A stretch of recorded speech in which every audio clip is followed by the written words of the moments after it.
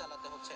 এবং আমরা কিন্তু দেখেছি যে বিভিন্ন জায়গায় রিক্সা বা ছোট যানবাহনগুলো তারা আটকে গেছে এবং উল্টে গেছে ক্ষেত্র বিশেষ। যদি আপনি দেখেন যে যতদূর পর্যন্ত ক্যামেরার চোখে দেখা যায় ততদূর পর্যন্তই পানি রয়েছে।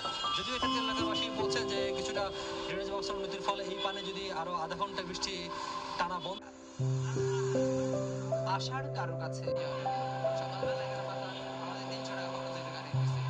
যারা একটা ইয়ে করবো না যেগুলো আসলে কিভাবে যাবো অনেক মানে 8 পর্যন্ত 9 পর্যন্ত পানি ছিল আমাদের এখানে। জের টানতে হতে পারে আরো কদিন।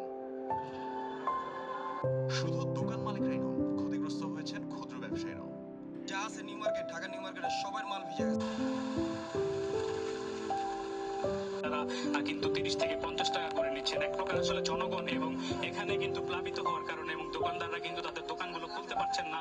তারাও যেমনটি বলছেন তাদেরও কিন্তু অনেক টাকা আসলে ক্ষতি হয়েছে। তবে প্রচুর পরিমাণে পানি। সুব্রত ভাই পানি মাও ভিজেছে কিছু, তারপর আমাদের গুরুত্বপূর্ণ কাগজপত্র আছে এগুলো ভিজেছে এবং অনেক ক্ষতি সাধন হয়েছে। ড্রেনেরও অনেক ব্লক আছে যেগুলোতে এখন পানি পাস হচ্ছে না বলে মনে হচ্ছে। এগুলো আপনার মনে করা হচ্ছে কোথায় যাবে?